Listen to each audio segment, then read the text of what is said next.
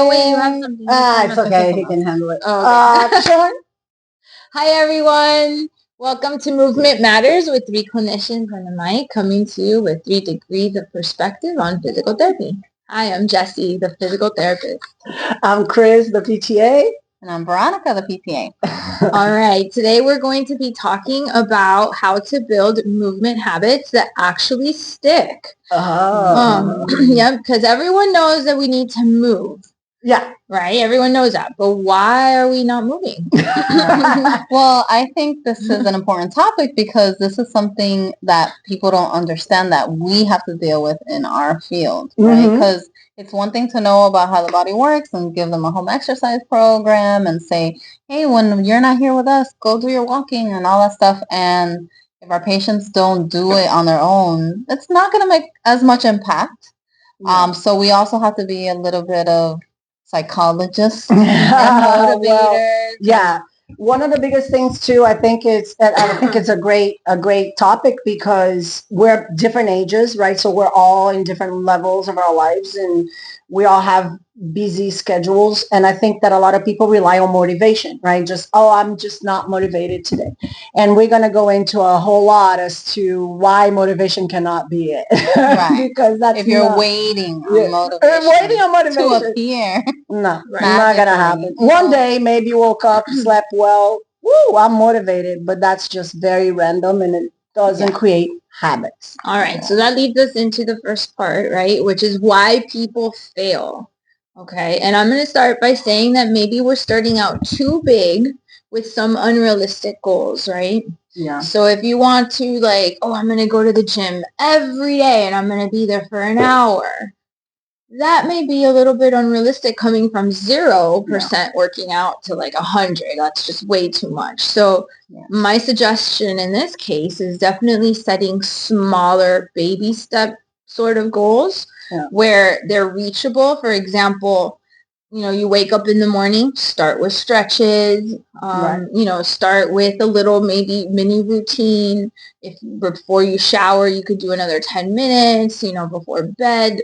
Always try to pair it with something that really is something you're already doing. Like if you're going to go and you're going to the grocery store, don't park in the closest parking spot. Oh my God, I have so much about that. That drives park a little bit further because you're getting in some more stuff. 100%. What about the gym? People are fighting for that one parking spot, and I'm looking at them like you are at the gym. Like, go get your work. What's going on? I actually want to pick back off of that, Doc, because being one of the subjects that I teach in our program, one of the biggest mistakes is that so much out there, right? Technology is great, give us so much information, but too much.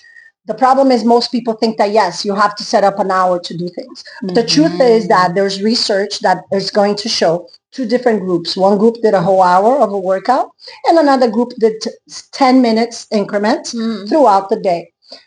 Long and behold, at the end of the study, they couldn't tell the difference. In other words, it's the same. Your body will get the response. And the bite-sized stuff works a lot better for the newcomers too. And if you look at guidelines for exercise, it's always 150 minutes for the week or whatever. They don't say do 1 hour per day on Monday, per week. So you do 30 minutes one day, 60 minutes one day, or however you want to do it, 10 minutes, 10 minutes, 10 minutes, or whatever, right? I mean, we in our field can tell you what to do so that it works, right? Like if you're going to do cardio stuff or you're trying to work your heart, maybe 10 minutes is not the best for that. Right. But again, we can definitely work with you to try to make sure it makes sense. Yeah, and you can absolutely build up to it. There's some of our viewers might remember this, being if you're as old as I am, but there was just Get Up and Run. It was a book that came out written by a doctor, and I believe it was in Texas. I don't remember.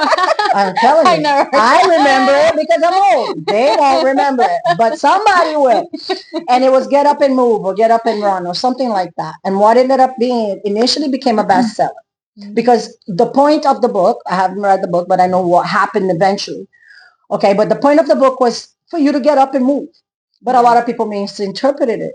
So what ended up happening was people that had been sedentary for years got up and went on miles, running.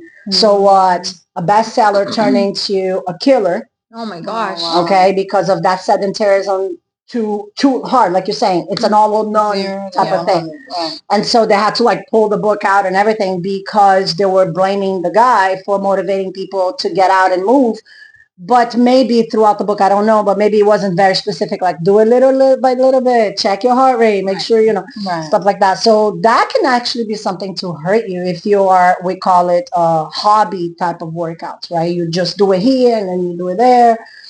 You're not creating a habit. You're not preparing your heart. You're not preparing your muscles. You're going to constantly be sore, which makes you not want to go and so forth. Which kind of leads to the next point, which is not having a routine. A lot of the times people fail is because they don't establish a routine and making this a habit, right? And routines sometimes are hard to establish if we're not feeling the motivation. But one of the ways we could do it is don't, for example, if you're an afternoon person and you want to go to the gym in the afternoon because you're not a morning person, because me and her are opposite fitness. Don't guess go who's home. not You're the morning person? You, me. Right? Guess who's not the morning But person? do you go home before you go to the gym? No, you go out of work, go straight to the gym, and then go home because you're making it a baby step before what you really want, which is go to your couch or go to a shower. Which is great that you're saying that, because I am the person, the older of the group as well. The whole thing, listen to your body. No, don't. Do not listen.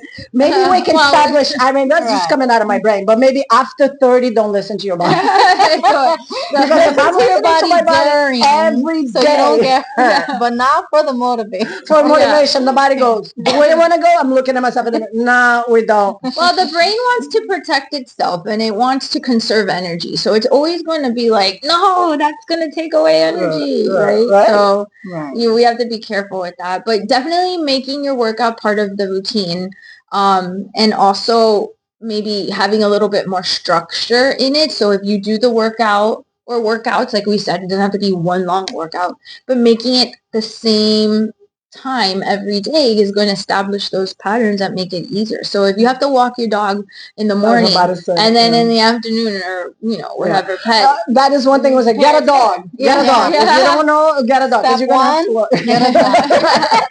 Exactly. And get how many times you talk about don't rely on motivation. How many times I am putting my shoes on, like now I'm putting it on and I'm like, I don't want to go to the gym, and I'm putting the other shoes on and I don't really want to do this, and I'm getting up and it's me fighting against myself, and then the whole time I'm like, I don't want to do this. But you know what? I think that it's important to also not have an all or nothing mindset when it comes to movement, because sometimes we're human. We are going to fail. We're not going to be successful with the workout routine that we wanted.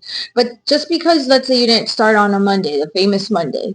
Okay, so go Tuesday. You don't have to wait till the next Monday or you to missed go back. The day, you had a rough week. You missed the day. Yeah. No, absolutely. There's some movement, like I can't work out an hour, so I'm just not going to go. I don't have time for lifting. I could only do cardio. Okay, so then just go for the 10, 20 minutes, do your cardio, and then leave. Whatever happens, give yourself that grace to accept that, you know what, I have a time for this and I'm going to do it, but do it, right? Because the movement's what's important. I also say here, going into the habit loop, and I know you guys are going to talk about that. That's the thing that I want to ask you guys to self-reflect. How many habits have you created over your years in life without even realizing you created a habit because you did it every day a little bit? Okay, whether they're good habits or bad habits. Okay, maybe you started drinking. Oh, I'm not going to be a drink. I'm not going to be an alcoholic, but I'll have a drink every night. And that drink every night eventually turned into a habit, right? It's something, it's a routine that turns into a habit. So it's easy for us to come up with habits that are unhealthy for us. Why not come up with habits that are healthy for us? And that's where, most people, how am I going to create the habit? You literally go. You make a schedule and you go. Go ahead. But part of the habit loop is that you get a cue, you do the activity, and then you get a reward. And I think that's why bad habits are so much easier to form than good habits, right? Because usually our bad habits give you that reward, right? And the healthier ones, if you will, are harder to see maybe the reward, or don't kick in that dopamine or whatever as fast. Like if you work out, once you're done working out, you feel great. But sometimes it's hard to think about that feeling if you've never felt it, or if you don't feel it, versus like if you eat a good piece of cake, you know that's right away. And you that's a reward. You don't even gotta think about like, am I gonna get the feeling? Like, you know, anymore. Right. 100%. So I think that's where it comes from. But you'll still get a sense of accomplishment that will give you that rewarding feeling once you complete something that you set out to do. Yeah. And pair it with behaviors and rewards that you really like. Like, you know, give yourself, again, that allowance to get a reward. There's nothing wrong with setting some expectations for yourself, and then you know what, today I'm going to take a day off, I'm going to go to the beach. Yeah, do it. You know what I mean? Like, if that's your reward, or even during the workout, like pairing it with something that for you is your pleasure. Like, you like to read a book, so take the book to the gym. And I don't know how people do it because I would get dizzy, but I've seen people audiobooks nowadays are so whatever. Listen to your favorite song or your music or a podcast, right? Right. So like, put us on and go work out. I honestly am that way because my rewards are small as well, and it's hard for us to. So one of the things I like is, it does not sound a little weird, but I like to go to a gym where there's people working out. I don't necessarily need to have it very busy, but I don't get the same. And it could be, oh, Chris, you're show off or whatever. If I'm alone. No, it's not necessarily because I'm like, oh, somebody's looking at me. It's not that. I think that there is a built-in sort of like competitiveness inside me that I'm like, I want to do better. Okay, you know, it's funny because I do like to go to, like, if my gym was by itself alone, I'm like, but when I do classes, which is where I get my like competitiveness. If I'm doing a class, I know we're all doing the same thing. I'm not like, oh, this guy might be looking at what I'm doing. Like, we're all doing the same thing. Right. That's where I get that motivation. Right. So like, sometimes, you know, we own a dojo. My husband has a dojo. We have weights at the back, and then oftentimes he's like, just come and work out here, and I'm like, no, nobody's competing with me. So I know it sounds silly, but that is one little thing for me that is like, okay, I'm going to push it a little harder, you know? I don't know if this is going to sound really terrible, but I'm going to admit something to you. This is going to sound so bad, but I get motivated when people think I'm younger than what I am. Yeah, nice. And when I had 4 kids and they're shocked. They're like, you have 4 kids? They're looking at me like, am I supposed to be overweight? Like, what is the standard for 4 kids and my age? Like, is that like a look that I wasn't sure? So to me, like, it motivates me to be and feel younger. Like, that's my reward. I love getting that praise. My love language is words of affirmation. so to me, it's like, thank you, you're feeding my soul. But yeah, that's where it comes from. I could work out with people. I love group classes, and I love the gym to be empty. So I'm gonna agree with you on that one. I'm not a group class person because I'm a weightlifter and I have my own weird. Look, if you ever follow me, you'll see You gotta watch her do her acrobatics on a physio ball. Really. I don't think they have a class. Maybe I should teach a class. Yeah, but you know, but definitely something that I look forward to. You know, again, and then you sort of develop a little relationship with people around you. Like, hey, what's up? What you doing today? You know, I'm doing back. I'm doing legs, and I think that, and again, my workouts in terms of my personal, I don't really stay for a lot longer than 45 minutes, to be honest with you. If it's legs or maybe shoulders, like something that takes a little longer, it might be a little longer, but my workouts are very short, just like you're saying here. It's short, tiny habits. Let's go in, get it done, get out. Speaking of tiny habits, even when we make home exercise programs, one of the key things that I teach is to make them small, right? Some people think like, oh, but the routine we do in therapy is like 20 exercises. I should put them all on the home exercise program.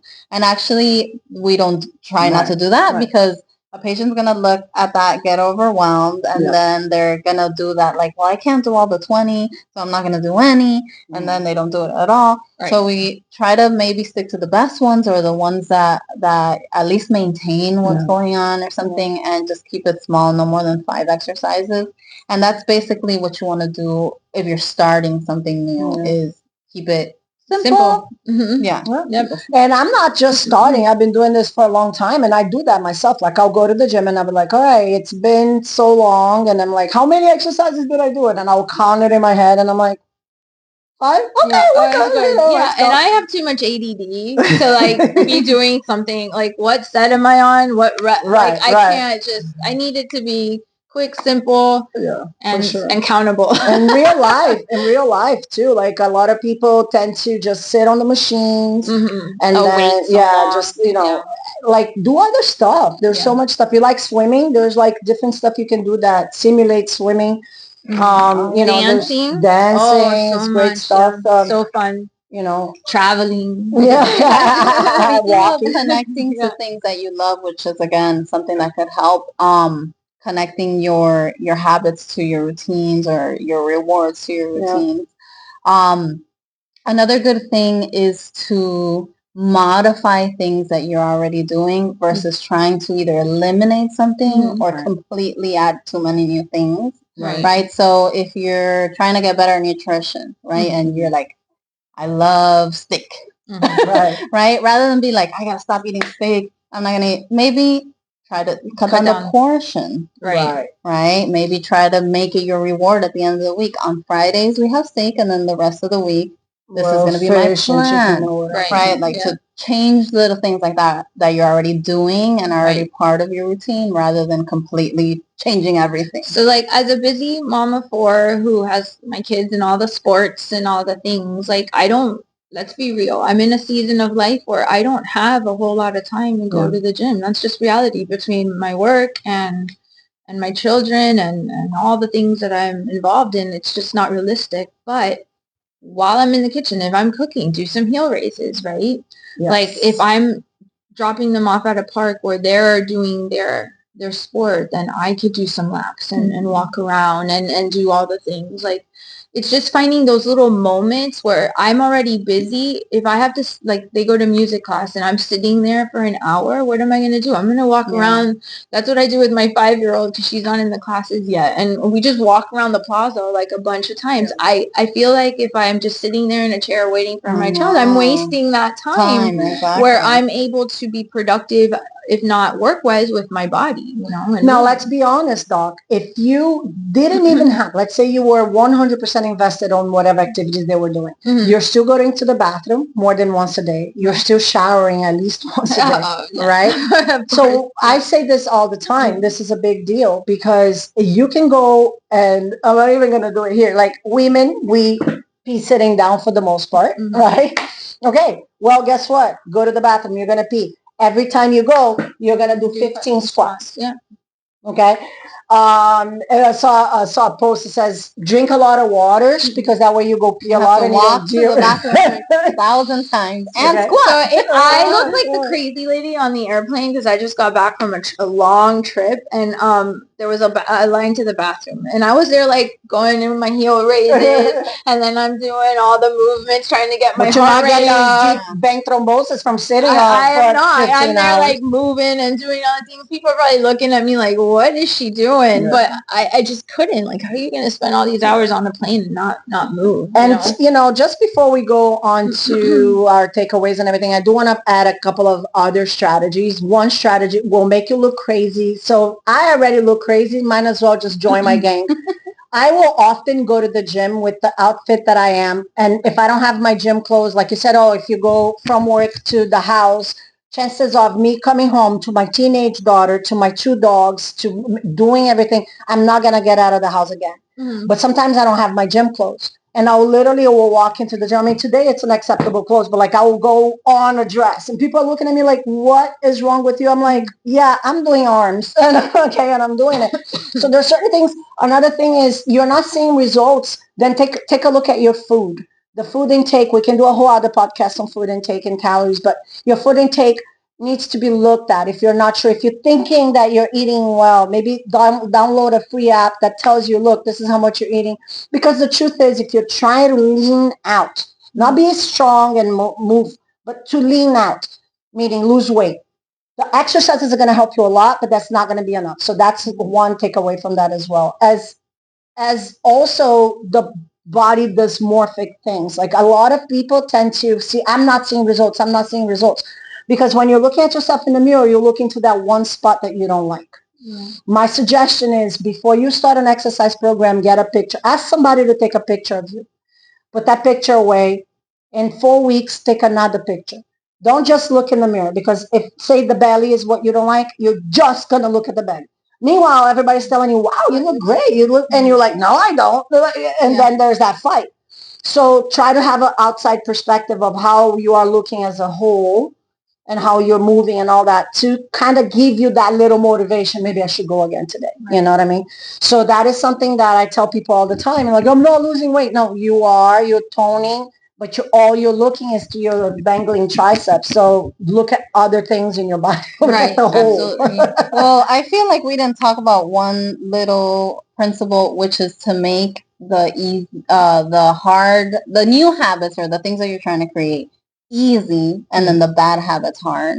And I did want to touch on that a little bit, because it's almost like this kind of happens in my household, where it's like you don't buy the cookies because then you know you're gonna eat the cookies, right? That type of thing, right. So if we're talking about movement, again, same thing. If you go to the gym right after versus waiting, that makes it a lot easier than having to get back up, go out of your house, all of that. Make it part of your routine. If you're a morning person, maybe just go before work. Be prepared.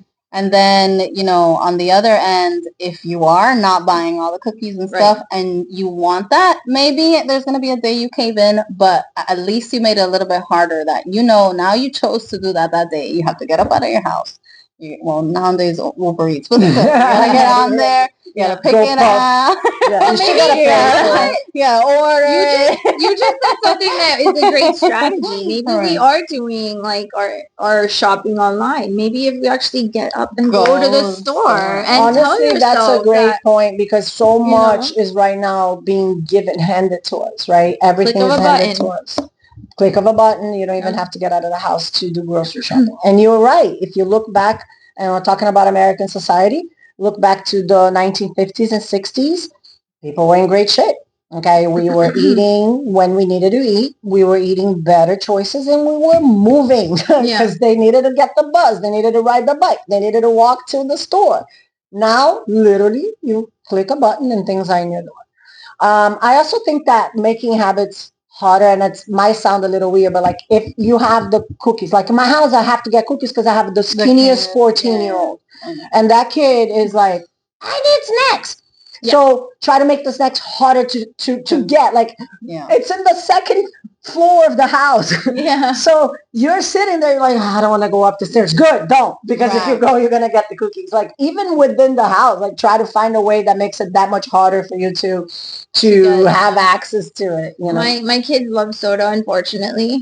Something that was introduced, so I'm going to blame my mother on this one. But but I don't buy it for the house. Like if we're out at a restaurant or something, they of course that's their go-to and they order it. But in my house, we don't. That's not part of our grocery list because I don't want them to have that every day, right? Like that's just a bad habit. It's not part of their routine. Is sugar what I'm saying. Water, So again, it's like you pick and choose like what's going to be your reward or what it is. So if you love chocolate cake, right? Don't buy it for every day. Maybe leave it for, this is my weekend treat because I did really good these 5 days or 6 days, and that's going to be on the 7th day. I'm going to be able to have that, or some sort of thing where you're pairing it a little bit as a reward. And again, portions, of course. Nowadays, guys, and maybe some of our viewers can relate to it. I'm 48, so perimenopausal, meaning like my hormones are changing, things are changing, my body's reacting different, to a point where you hear a lot of women say, okay, I don't recognize myself. And it's true. Sometimes you look at yourself, you're like, why do I feel that way? A couple of things that I've felt the last few months is anxiety, which I really never had. No reason to be anxious. I have a great life. Everything's beautiful. And then irritability, right? So I've found for no reason. So it's got to be hormonal. So I'm literally sitting at home like this and not PMSing. And I'm like about to like, on somebody. And why? But then my go-to is the workout because I know even if I'm not motivated, I don't want to go. I says, you know what? I'm going to go because there's something about the hormone, the dopamines, the cannabinoids, all the things that you produce when you are working out that makes you feel that much better. But for me, it turned into, instead of smoking a joint, drinking a wine, taking a pill for it, let me try to get this on. Why am I anxious? Why? Lift the weights. No bad habits to replace that or to try to numb it. Right. Well, it's hard though. Let me tell you, it's much easier to go to those. Let's talk a little bit about motivation for spectrum, right? Like lifespan spectrum. I have a child who's diagnosed with oppositional defiance behavior and emotional disturbance, and the only way that I found that he regulates is through exercise, and he's doing exercise 5 to 6 times a week, if not on some seasons. Sometimes it's 7 times a week, and that's what I have found has really motivated him to go to school, to get up in the morning, to do a lot of like the taking that edge off, right? Taking that edge off, because if not, it was a point that was unbearable. So if people are like, "Oh, you're doing so much, you should give him a break," I'm like, no. On the contrary, when I stop the movement, when I stop the exercise, the behaviors increase, and he himself is like, "Why?" Like kind of like what you're saying. Like, I don't want to feel like this. I don't want to be like this. But he's 9, you know, like you get an adult who's on their 40s, and we're still going through the same, and it's really hard. So I'm glad you did that for him, because I have the mindfulness of sitting there and going, why in the world I'm so irritated? I can like get really mad for no reason. But then I have that, okay, let me go work out because I know it's going to change. While your body is busy, your mind has no time for BS. And it's so interesting because even him, you were saying about putting on your shoes, like I'm going to use football because that's his passion. He's in martial arts, he's in football, and he's in workout training classes, but his favorite is football. Even something that he loves and he's so passionate about, sometimes he doesn't want to go, and I'm like, it's crazy how the mind works. Oh my gosh! Like it really, he's not motivated at all. And of course, in this case, I happen to be his external motivator, right? To be like, you know what, you're gonna do fine. It's gonna be fine. We're gonna go anyway. And sometimes I'm like, I already paid for the class. Sorry, we have to go. Like you can't, you know. And that logic, you know, kind of sets in, and then he goes, and then he's like, oh, this was the best day. I know, best training ever, which is true, right? So I mean, again, I'm sure there's studies that we didn't look up this time, but I've never met anybody who didn't want to go, and then they went, and then they were like, no, still I didn't want to go. Like they always want to go after. It's always like, yes, I'm so that is 100% every time I talk to somebody. There's 100% right, because you might go into a buffet and say, I'm so hungry and I'm going to eat. But when you get out of that buffet, you are regretful, right? You're like, oh, hell no, why did I eat so much? You can go to a party and drink your butt off and be like, yeah, this is the best night ever. The next day, you're like, oh my God, I should not have done that. I have not experienced it in my so many years of training myself. And like you're saying, other people, where you're like, I don't want to work out. And then you leave and you're like, oh, that was terrible. There's never one of those. Unless you hurt yourself. Like But like, there's never one of those like, oh, I shouldn't have gone. That was a terrible day. No, it just hits you differently because you need to move. Right. And that's where, and the one thing you said about his external motivator, I'm not a people person like that. I'm a people person, but I like to do my own thing. But there's a lot of people that do well with partners. Yeah. Maybe you'll find somebody who's in the same vibe with you. And keeps you accountable, right? But you have an app. There's some apps that can help you keep accountability for too. Well, and to your point, you already paid for it. And going back to like group classes and stuff, you know, sometimes you're like, should I book it for Thursday afternoon? Because I don't know how I'm gonna. But if you book it and then they're like, sorry, we don't give you the money. Right. You're like, no I might as well. Whether I want to or not, it's booked, it's done, and then that's your external motivator.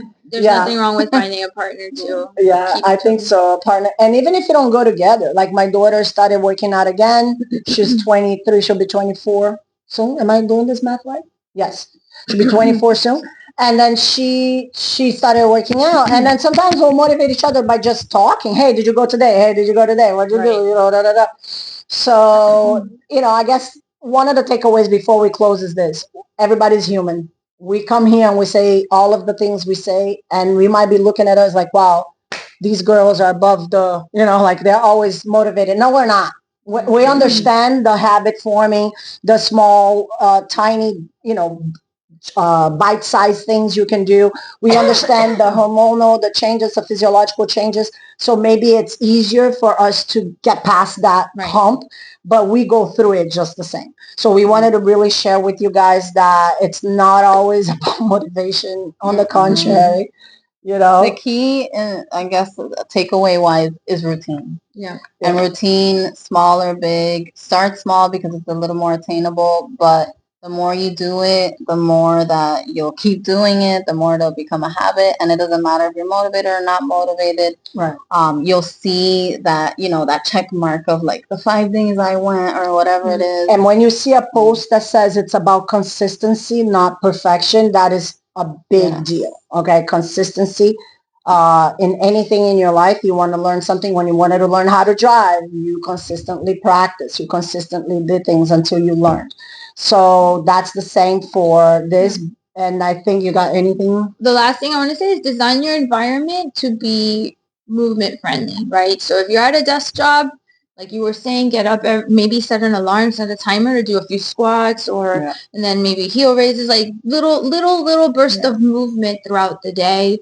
Obviously, like you said, the parking lot. Like the parking lot thing, park a little further. Maybe if you have an elevator, go up the stairs. Like there's that annoys me. They have an elevator at the gym, and these people, I mean, unless they have some type of like physical issue that I'm like, okay, they're going to have a hard time going up this.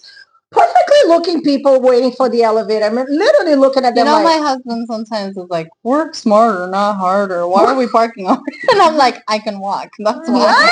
Because I can walk and I want to. Right. Walk 5 so, feet. Like I don't know, if you're going in and out, I guess. But like I see something, choose the stairs versus the escalator. There's just little moments in our everyday routine where we could definitely design our day to have a little bit more movement in it. And that's why? Because movement matters.